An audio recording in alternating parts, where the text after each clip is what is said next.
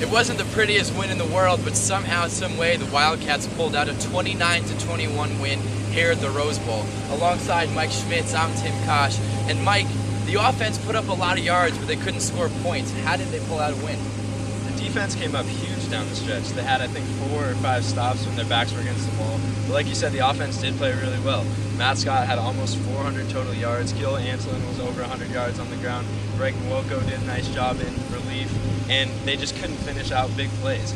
Matt Scott had the interception in the end zone on a fade to Kreiner that looked like kind of a miscommunication. He also had a fumble, picked it up, probably should have just fell on it, but lost it there. But the defense is what saved them. They gave up a few big plays early on, but when it mattered most, they did what they needed to do.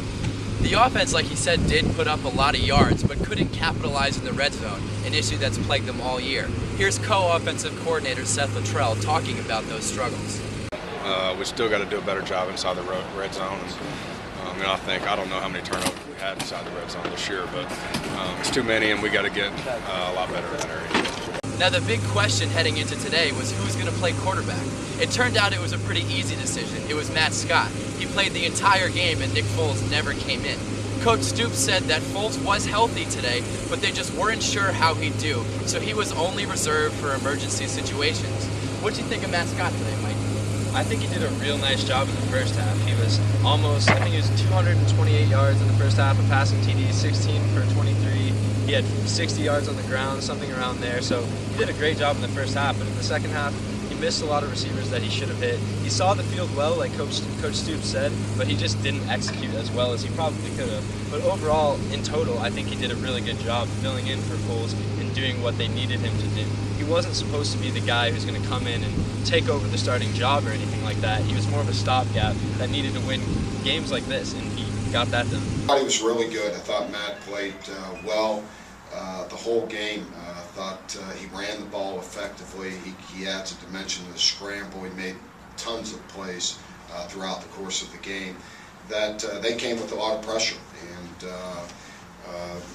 he did a good job running. I thought sitting in there and then pulling the ball down when he had to make plays with his feet. So he continues to improve, and we knew that we can win with Matt too. So now where are we moving forward? Arizona is 7-1 right now with 4 games remaining, but the toughest part of the season comes in the next 3 weeks. At Stanford, home against USC, and then at Oregon. How will the Wildcats do? That remains to be seen. For as good as their record's been, they've struggled in several areas throughout the year. Today, the biggest issue was the red zone offense. Seth Luttrell said that that's correctable, but it's certainly an issue that they have to deal with. I think what serves Arizona well moving forward is its defense. They get great pressure on the quarterback and solid linebacker play, and most of the time the secondary plays well.